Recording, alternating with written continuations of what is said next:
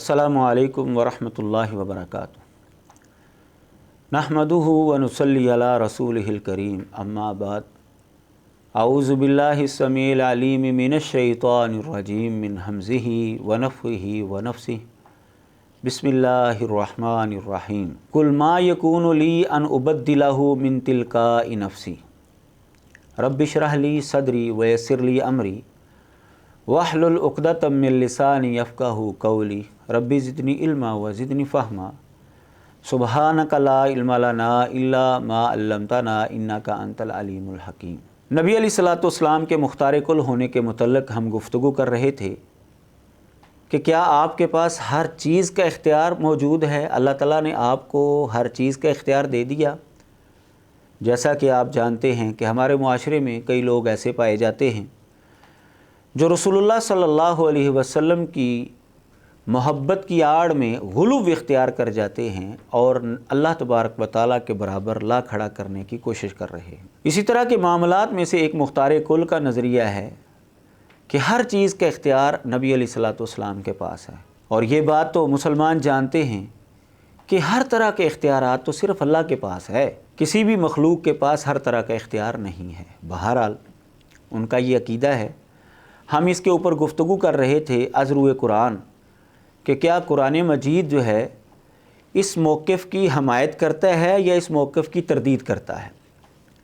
तो हमने 7 दलीलें कुरान मजीद की पिछले प्रोग्राम में आपके सामने रखी, जिनसे ये बात मालूम होती है कि नबी अलैहिस्सलातु वस्सलाम मुख्तार कुल नहीं हैं, आपके पास हर तरह का इख्तियार नहीं है। इसी मज़मून को आगे बढ़ाते हुए 8वीं दलील जो मैं आपके सामने रखना चाहता हूँ, सूरह यूनुस में अल्लाह ताला फरमाते हैं वइज़ा तुतला अलैहिम आयातुना बय्यिनात क़ालल्लज़ीना ला यरजूना लिक़ाअना इअ्ति बिक़ुरआनिन ग़ैरि हाज़ा औ बद्दिलहु, कि जब उनके ऊपर हमारी वाज़ेह आयात पढ़ी जाती हैं तो वो लोग जो हमारी मुलाकात की उम्मीद नहीं रखते वो कहते हैं इस कुरान के अलावा कोई और कुरान ले आओ या इसके अंदर तब्दीली कर दो, यानी हमारी मंशा के मुताबिक इसके अंदर कोई तब्दीली कर दो।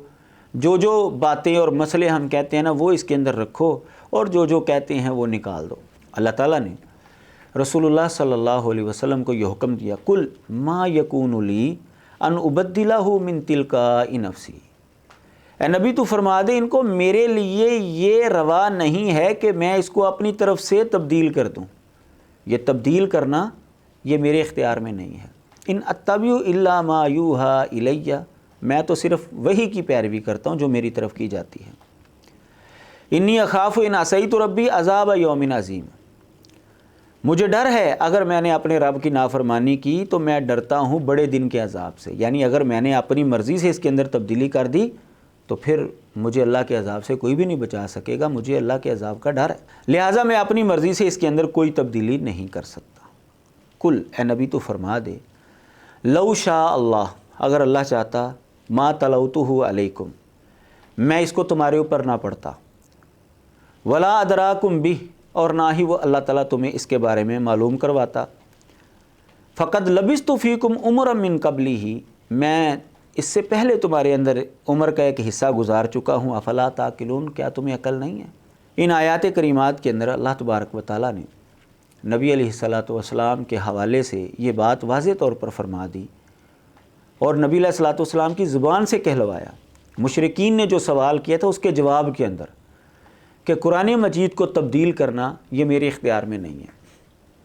अगर मैंने अपनी मर्ज़ी से इसके अंदर कोई तब्दीली कर दी तो मुझे अल्लाह के अज़ाब से डर लगता है। अगर अल्लाह चाहता तो मैं इसको तुम्हारे ऊपर ना पढ़ता, मुझे अल्लाह तबारक व तआला नबी ना बनाता। अगर अल्लाह चाहता, ये अल्लाह की मर्ज़ी, अल्लाह ने मुझे नबी बनाया है।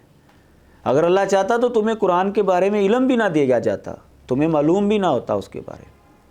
ये अल्लाह तबारक व तआला की मशीयत है, अल्लाह तबारक व तआला की मर्ज़ी है कि उसने मुझे नबी बनाया है और तुम्हारे सामने जो है मुझे इजाज़त दिया कि मैं कुरान मजीद को तुम्हारे सामने पढ़ूँ और उसके बारे में तुम्हें इल्म हो।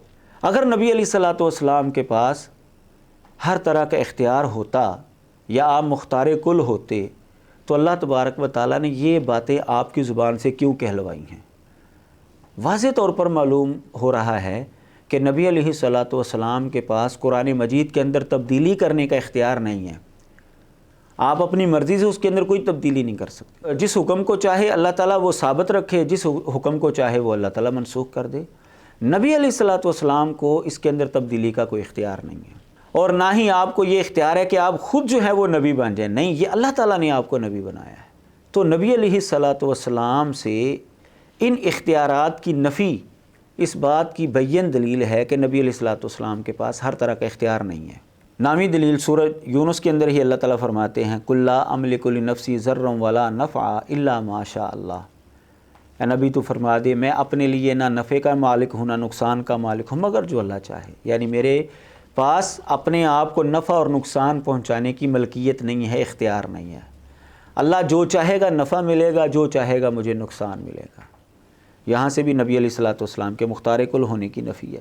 10ویں آیت اللہ تبارک و تعالیٰ نے سورۃ المنافقون کے اندر فرمایا ہے سواء علیہم استغفرت لہم ام لم تستغفر لہم لن یغفر اللہ لہم ان اللہ لا یہدی القوم الفاسقین۔ نبی علیہ الصلوۃ والسلام کی آرزو اور تمنا تھی کہ جو نفاق کی حالت پر مرے ہیں میں ان کے لیے اللہ سے استغفار کروں، اللہ سے معافی طلب کروں، شاید اللہ تعالیٰ ان کو معاف کر دے، لیکن اللہ تبارک و تعالیٰ نے فرمایا برابر ہے ان کے اوپر، آپ ان کے لیے معافی مانگیں یا آپ ان کے لیے معافی نہ مانگے، اللہ تعالیٰ ہرگز ان کو معاف نہیں کرے گا۔ لن یغفر اللہ لہم، اللہ تعالیٰ انہیں ہرگز معاف نہیں کرے گا۔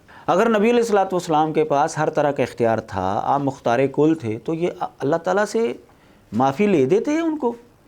اللہ تعالیٰ نے کیوں روکا آپ کو؟ آپ نے استغفار کرنا چاہا ہے، آپ کو اختیار اگر تھا تو آپ اللہ سے معافی مانگ لیتے ہیں ان کے لیے، لیکن اللہ تعالیٰ نے فرمایا میں نے ان کو معاف نہیں کرنا، آپ جتنی مرضی ان کے لیے مغفرت کی دعائیں کرتے رہیں۔ یہ اور اس طرح کی جو دیگر آیات ہیں ہمیں بتاتی ہیں، جو ہمارے معاشرے میں یہ جملہ بعض لوگ جو ہے وہ بول دیتے ہیں کہ خدا کا پکڑا چھڑائے محمد، محمد دا پکڑا چھڑا کوئی نہیں سکتا۔ یہ آیات اس جملے کی، اس عقیدے کی سراسر جو ہے وہ نفی کر رہی ہے۔ اللہ تبارک و تعالیٰ منافقین کو عذاب دینا چاہتا ہے، نبی علیہ الصلوۃ والسلام چھڑانا چاہتے ہیں، تو کس کی بات جو ہے وہ مانی گئی؟ اللہ تبارک و تعالیٰ کی۔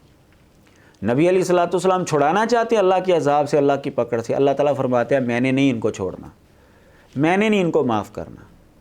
تو یہ جو ہمارے معاشرے کے اندر یہ غلط جملہ جو ہے وہ بعض لوگ بول دیتے ہیں کہ محمد کا پکڑا چھڑا کوئی نہیں سکتا، خدا کا پکڑا چھڑائے محمد، محمد کا پکڑا چھڑا کوئی نہیں سکتا، یہ جملہ جو ہے بالکل غلط ہے، غیر اسلامی جملہ ہے، اور اس جملے کے پیچھے جو عقیدہ ہے وہ عقیدہ بھی غیر اسلامی ہے۔ 11ویں دلیل سورۃ الجن میں اللہ تعالیٰ فرماتے ہیں قُلْ إِنِّي لَا أَمْلِكُ لَكُمْ ضَرًّا وَلَا رَشَدًا، کہہ دیجئے کہ میں تمہارے لیے نہ نفع کا مالک ہوں نہ نقصان کا مالک ہوں۔ جیسے نبی علیہ الصلوۃ والسلام نے اپنے لیے نفع اور نقصان کی نفی کی ہے، اسی طرح جو ہے امت کے لیے بھی فرمایا کہ میں نہ تمہارے نفع کا مالک ہوں اور نہ ہی نقصان کا مالک ہوں۔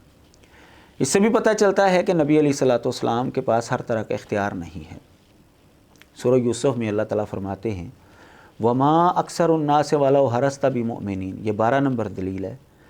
فرمایا کہ آپ حرص بھی کریں، اکثر لوگ ایمان لانے والے نہیں ہیں، یعنی نبی علیہ الصلوۃ والسلام حریص تھے اس بات کے اوپر کہ لوگ جو ہیں وہ جہنم سے بچ جائیں، کسی طریقے سے جنت کی طرف آ جائیں، ہدایت کے اوپر آ جائیں، لیکن اللہ تعالیٰ نے فرمایا آپ حرص بھی کریں گے نا تو اکثر لوگ ایمان نہیں لانے والے، اکثر لوگ بے ایمانی کی حالت میں ہی وہ مریں گے۔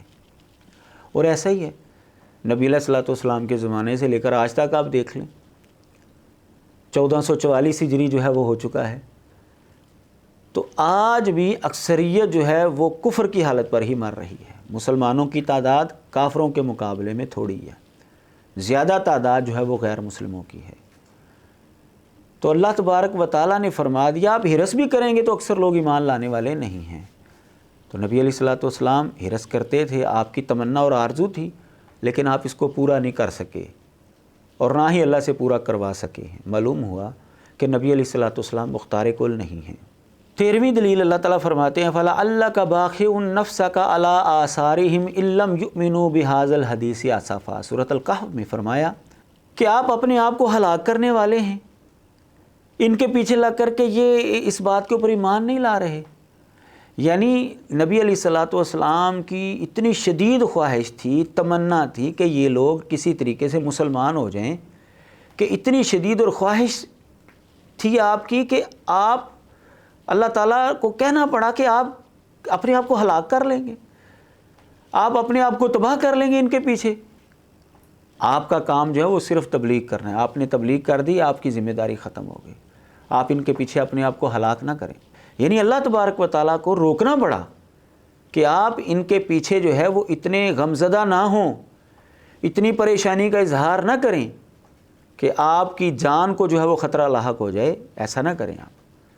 یعنی نبی علیہ الصلوۃ والسلام کی شدید آرزو اور تمنا تھی کہ یہ لوگ مسلمان ہو جائیں، لیکن یہ تمنا اور آرزو پوری نہیں ہوئی۔ اللہ تعالیٰ نے فرمایا کہ یہ پوری نہیں ہوگی، ولو ہرستا، آپ ہرس بھی کریں تو پوری نہیں ہوگی۔ معلوم ہوا کہ نبی علیہ الصلوۃ والسلام کے پاس ہر طرح کا اختیار نہیں تھا، مختار کل نہیں تھے۔ 14ویں دلیل سورۃ القصص میں اللہ تعالیٰ فرماتے ہیں اِنَّکَ لَا تَهْدِی مَنْ أَحْبَبْتَ وَلَٰكِنَّ اللَّهَ يَهْدِی مَن يَشَاءُ۔ جسے آپ پسند کرتے ہیں آپ اس کو ہدایت نہیں دے سکتے، اللہ جسے چاہتا ہے ہدایت دیتا ہے، اور وہی وَهُوَ أَعْلَمُ بِالْمُهْتَدِينَ، اور ہدایت پانے والوں کو سب سے زیادہ وہی جاننے والا ہے۔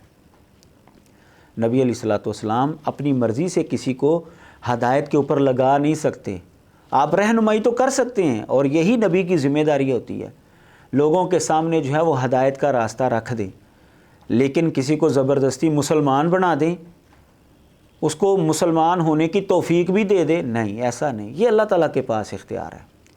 تو اللہ تعالیٰ نے فرمایا اِنَّکَ لَا تَهْدِی مَنْ أَحْبَبْتَ، جسے آپ پسند کرتے ہیں آپ اس کو ہدایت نہیں دے سکتے، یہ اللہ کی مرضی ہے، جسے چاہتا ہے ہدایت دیتا ہے۔ 15ویں دلیل سورہ زمر میں اللہ تعالیٰ فرماتے ہیں أَفَمَنْ حَقَّ عَلَيْهِ كَلِمَةُ الْعَذَابِ أَفَأَنْتَ تُنْقِذُ مَنْ فِي النَّارِ، کہ جس کے اوپر عذاب کی بات سچ ثابت ہو گئی، یعنی جس انسان کے اوپر عذاب کا کلمہ جو ہے وہ لاگو ہو گیا، کفر اور شرک کی حالت میں مر گیا، اس کا جہنمی ہونا جو ہے وہ لازمی ہے، تو کیا آپ اس کو چھڑا دیں گے جو آگ میں ہے؟ نہیں، یعنی یہ استفہام انکاریہ کہ آپ اس کو چھڑا نہیں سکتے۔ وہی جو پہلے بات ہوئی کہ خدا کا پکڑا چھڑائے محمد دا پکڑا چھڑا کوئی نہیں سکتا، اس کی نفی ہے اس کے اندر، کہ اللہ تعالیٰ فرماتے ہیں کہ جس کے اوپر عذاب لاگو ہو گیا، جس کا عذاب کے اندر جانا حتمی ہو گیا، آپ اس کو آگ سے نہیں بچا سکتے۔ معلوم ہوا کہ آپ کے پاس ہر طرح کا اختیار نہیں ہے، آپ مختار کل نہیں ہیں۔ 16ویں دلیل سورۃ المائدہ میں اللہ تعالیٰ فرماتے ہیں وَمَن يُرِدِ اللَّهُ فِتْنَتَهُ فَلَن تَمْلِكَ لَهُ مِنَ اللَّهِ شَيْئًا، اللہ تعالیٰ جس کی آزمائش کا فیصلہ کر لیتا ہے، آپ اس کے لیے اللہ کے مقابلے میں کسی چیز کے مالک نہیں، آپ اس کو آزمائش سے بچا نہیں سکتے، آپ اس کو فتنے سے نہیں بچا سکتے۔ معلوم ہوا کہ آپ کے پاس ہر طرح کا اختیار نہیں ہے۔ سورۃ الانعام میں اللہ تعالیٰ فرماتے ہیں 17ویں یہ دلیل ہے وَإِن كَانَ كَبُرَ عَلَيْكَ إِعْرَاضُهُمْ فَإِنِ اسْتَطَعْتَ أَن تَبْتَغِيَ نَفَقًا فِي الْأَرْضِ أَوْ سُلَّمًا فِي السَّمَاءِ فَتَأْتِيَهُمْ بِآيَةٍ، نبی علیہ الصلوۃ والسلام سے مشرکین جو ہے وہ اپنی مرضی کا مطالبہ کرتے تھے کہ معجزہ دکھایا جائے، اپنی مرضی کا معجزہ مانگتے تھے۔ تو اللہ تبارک و تعالیٰ نے نبی علیہ الصلوۃ والسلام کو فرمایا کہ اگر تمہارے اوپر ان کا اعراض کرنا گراں گزرتا ہے تو ٹھیک ہے، پھر اگر تیرے اندر طاقت ہے تو زمین کے اندر کوئی سرنگ کھود لے یا آسمان پہ کوئی سیڑھی لگا لے، تو ان کے پاس نشانی لے آ اگر تمہارے اندر کوئی استطاعت اور طاقت ہے۔ یعنی کوئی بھی نبی اللہ تعالیٰ کی مرضی کے بغیر معجزہ نہیں دکھا سکتا۔ تو جب نبی اللہ کی مرضی کے بغیر معجزہ نہیں دکھا سکتا تو پھر اس کے پاس ہر طرح کا اختیار کیسے ہوا؟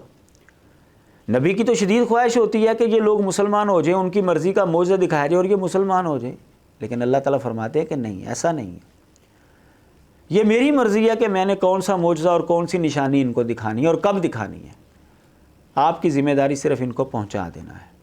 اور اگر آپ سمجھتے ہیں آپ کے اوپر گراں گزرتا ہے ان کا ارادہ، تو ٹھیک ہے، آپ کے اندر اگر طاقت ہے تو پھر آپ کر کے دکھا لیں ان کو۔ یعنی اللہ تبارک و تعالیٰ یہ دنیا والوں کو سمجھا رہے ہیں کہ کوئی بھی نبی جو ہے وہ اپنی مرضی سے معجزہ نہیں دکھاتا، یہ اللہ کی مرضی سے معجزات ہوتے ہیں۔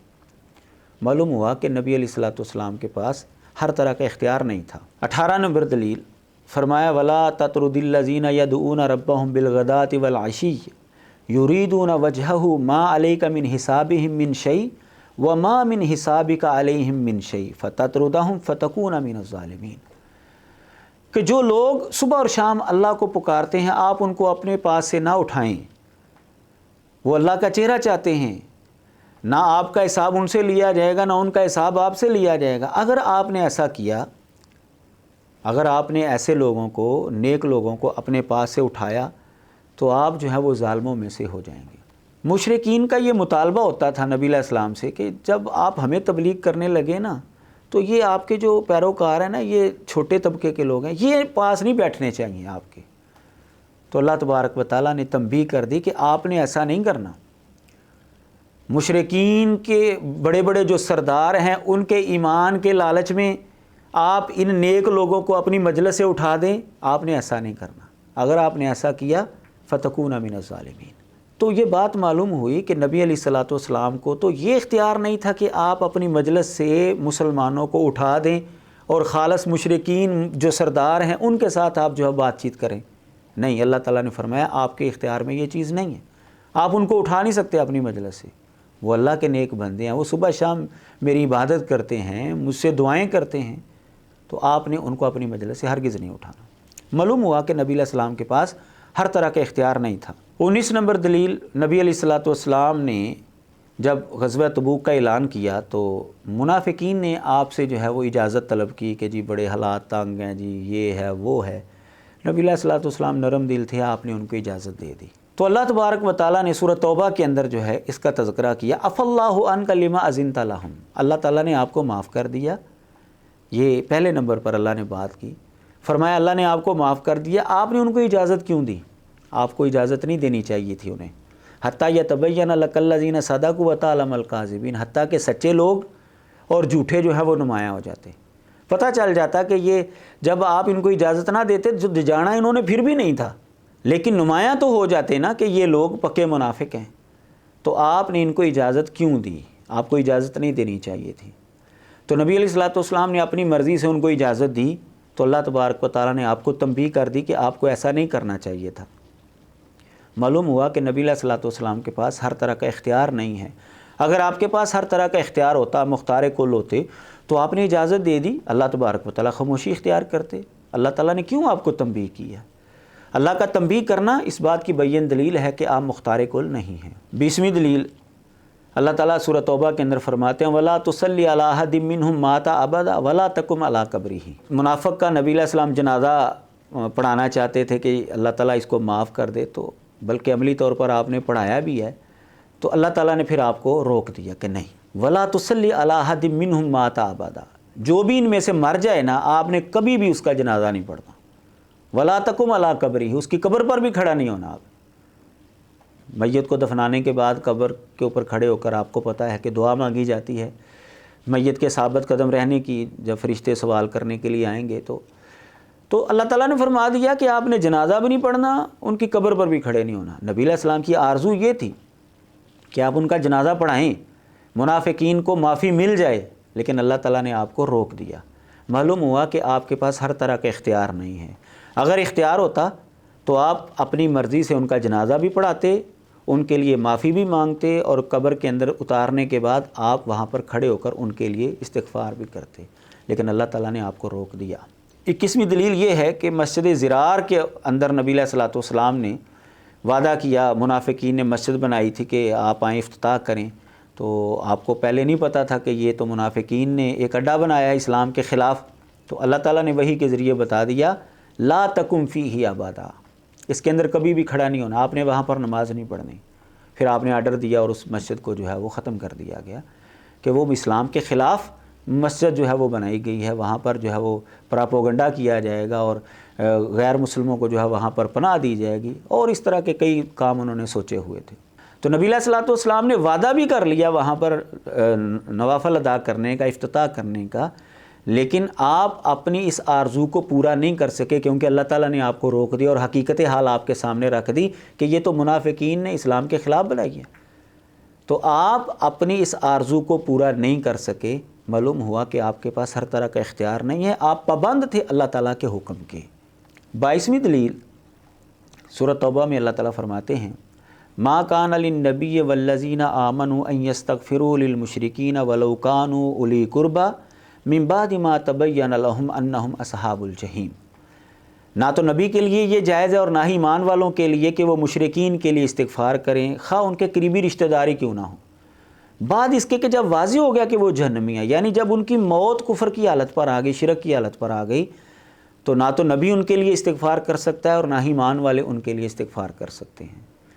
تو اگر نبی علیہ الصلوۃ والسلام مختار کل ہوتے تو اللہ تبارک و تعالیٰ نے آپ کو استغفار کرنے کا اختیار کیوں نہیں دیا؟ معلوم ہوا کہ آپ کے پاس ہر طرح کا اختیار نہیں تھا۔ نبی علیہ الصلوۃ والسلام سے سوال ہوا تو آپ نے فرمایا میں کل بتاؤں گا اس کا جواب۔ سورۃ الکہف کے اندر اس واقعے کا تذکرہ موجود ہے، یہ 23ویں دلیل ہے۔ اللہ تعالیٰ فرماتے ہیں وَلَا تَقُولَنَّ لِشَيْءٍ إِنِّي فَاعِلٌ ذَلِكَ غَدًا إِلَّا أَن يَشَاءَ اللَّهُ۔ آپ اپنی مرضی سے اگلے دن جواب نہیں دے پائے، اللہ تعالیٰ نے وحی نہیں بھیجی، کیونکہ انشاءاللہ جو ہے وہ نہیں کہا گیا تھا۔ اللہ تعالیٰ فرماتے ہیں کسی چیز کے لیے آپ یہ نہ کہیں کہ میں کل اس کو کروں گا، مگر یہ کہ اللہ چاہے۔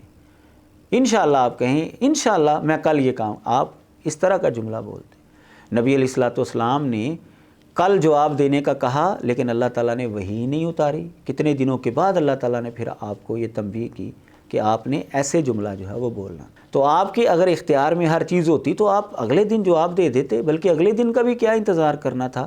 آپ کے پاس ہر چیز کا اختیار موجود تھا، تو آپ اس کو اللہ تعالیٰ کو کہتے یا فرشتے کو کہتے مجھے بتاؤ اس کا جواب، اور میں جو ہے وہ اس کو جواب دے دیتا ہوں۔ معلوم ہوا کہ نبی علیہ الصلوۃ والسلام کے پاس ہر طرح کا اختیار نہیں تھا، وگرنہ آپ انتظار کیوں کرتے، کل کا وعدہ کیوں کرتے؟ اور اللہ تعالیٰ نے جب وحی روک دی تو آپ اس وحی کو کھلوا لیتے، ایسا آپ نہیں کر سکے۔ معلوم ہوا کہ آپ کے پاس ہر طرح کا اختیار نہیں ہے۔ نبی علیہ الصلوۃ والسلام نے ایک دفعہ اپنے اوپر شہد جو ہے وہ کسی وجہ سے حرام کر دیا، وہ آگے تفصیل جو ہے وہ ہم بیان کریں گے۔